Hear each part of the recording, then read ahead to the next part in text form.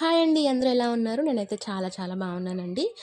ఇవాల్టి మన రెసిపీ వచ్చేసి చేపగుడ్లు వేపుడండి. ఎలా చేసుకోవాలో మీకు చూపించబోతున్నాను. చేపగుడ్లు అంటే ఏం లేదండి, చేప జన అంటారు, కొంతమంది చేప సొన అని కూడా అంటారు కదా. ఈ చేపగుడ్లు వేపుడు చాలా రుచిగా ఉంటుందండి. ఇలా ఫ్రై చేసుకుంటే గనక ఎక్కడ కూడా గట్టిగా లేకుండా చాలా సాఫ్ట్గా ఉంటుంది, క్రిస్పీగా ఉంటుంది. చేపగుడ్లు వేపుడు చాలా రకాలుగా చేసుకోవచ్చండి. చాలా స్టైల్స్ చేస్తారనమాట. అందులో ఈ ప్రాసెస్ అయితే ఒకసారి చూసేయండి. మిగతా రెసిపీస్ అన్నీ మీకు త్వరలోనే షేర్ చేస్తాను. ఇలా ఒకసారి ఫ్రై చేసుకుంటే గనక అసలు దీనికి ఎడిక్ట్ అయిపోతామండి. అంత బాగుంటుంది. అసలు ఉట్టిగానే తినేసేయచ్చండి. చక్కగా నిమ్మరసం పిండుకొని కొంచెం ఆనియన్ స్లైస్ పెట్టుకున్నారంటే అసలు అద్దరిపోతుంది. ఇంకా రైస్లోకి అయితే చెప్పక్కర్లేదు. లేట్ చేయకుండా ప్రాసెస్ చూసేద్దాం. చేప జన ఉన్న చేపలు తీసుకుంటే చక్కగా మనకి ఇలా వస్తుందండి. నేను ఇక్కడ బొచ్చు చేపని తీసుకున్నాను. కేజీన్నర చేపని తీసుకుంటే అందులో నాకు ఒక హాఫ్ కిలో వచ్చేసి ఈ జనే వచ్చిందనమాట. దీన్ని కొంచెం కర్రీలో వేసుకున్నాను. అలాగే కొంచెం ఉంటే ఇలా ఫ్రైకి పెట్టుకున్నాను. ఇలా జన వచ్చినప్పుడల్లా ఖచ్చితంగా ఈ రెసిపీ చేసుకుంటానండి. అంత బాగుంటుంది. నీట్గా శుభ్రంగా కడిగి పెట్టుకోవాలి. ఇప్పుడు ఒక గిన్నెలోకి ఒక పావు లీటర్ వరకు నీరు వేసుకోండి. ఇందులోని ఒక టేబుల్ స్పూన్ వరకు సాల్ట్ వేసుకోవాలండి. సాల్ట్ కొంచెం వేసుకుంటే సరిపోతుంది. అలాగే చిటికెడు పసుపు వేసుకోవాలి. ఒక హాఫ్ టేబుల్ స్పూన్ వరకు అల్లం వెల్లుల్లి ముద్ద వేసుకుంటే మనకి జన ఉడికినప్పుడు నీచు వాసన లేకుండా ఉంటుందన్నమాట. చేపగుడ్లు ఇలా ముందుగానే ఉడికించి ఫ్రై చేసుకోవచ్చండి. డైరెక్ట్గా మనం ఆయిల్లో వేసేసి కూడా ఫ్రై చేసుకోవచ్చు.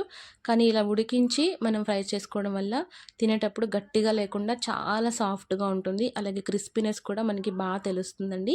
మనం క్లీన్ చేసి పెట్టుకున్న జనను ఇందులో వేసేయాలి. ఇప్పుడు స్టవ్ ఆన్ చేసుకుని ఫ్లేమ్ అనేది మీడియంలో పెట్టుకుని నీరంతా ఇంకిపోయే వరకు ఉడికిపోవాలండి.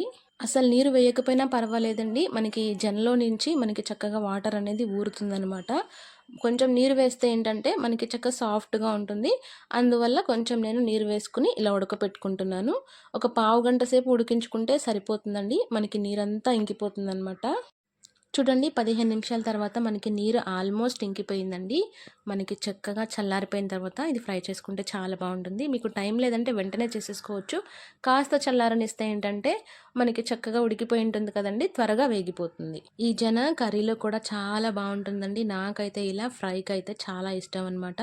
ఇలా కాసేపు చల్లార్చుకున్న జనను ఇప్పుడు మనం స్టవ్ మీద కడాయి పెట్టుకొని 5 టేబుల్ స్పూన్ల వరకు ఆయిల్ వేసుకోవాలండి. ఆయిల్ కాస్త ఎక్కువే పడుతుందండి.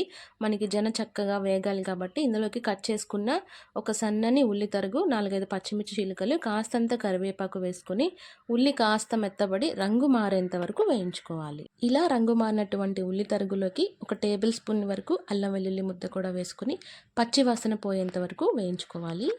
పచ్చివాసన అంతా పోయి మంచి స్మెల్ వస్తుంది కదండి. ఇప్పుడు ఇందులోకి మనం ఉడకపెట్టుకున్న జన కూడా ఇందులో వేసేసి ఉల్లి తరుగు, పచ్చిమిర్చి తరుగు చక్కగా వేసుకున్న మసాలా అంతా పట్టేసేలాగా కాసేపు గరిటతో కదిలించుకోవాలండి. ఇది మూత పెట్టేసుకుని మనం 2 నిమిషాలకు ఒకసారి తిప్పుకుంటూ ఉండాలి. లేదంటే ఊరికే అడుగంటిపోతుందనమాట. ఈ జన కాస్తంత వేగి మెల్లమెల్లగా నూనె వదలడం స్టార్ట్ చేస్తుందండి. ఈ స్టేజ్లో మనం రుచికి సరిపడా కారం వేసుకోవాలి. కారం కాస్త ఎక్కువ ఉంటే బాగుంటుంది. పిల్లలు ఉంటే మాత్రం అడ్జస్ట్ చేసుకుంటూ వేసుకోండి. అలాగే రుచికి సరిపడా ఉప్పు వేసుకోవాలి.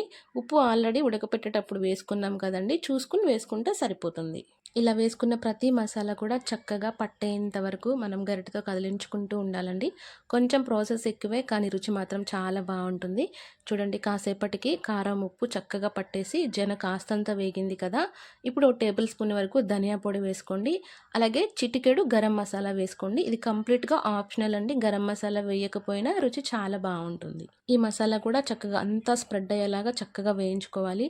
మీరు కాస్త నిర్లక్ష్యం చేసినా అస్సలు మాడిపోతుందని గుర్తుపెట్టుకోండి. చివరిగా 4-5 పచ్చిమిర్చి చీలికలు, కాస్తంత కరివేపాకు వేసుకొని చక్కగా మంచిగా ఫ్లేవర్ పట్టేంత వరకు మూత పెట్టేసుకుంటే సరిపోతుందండి.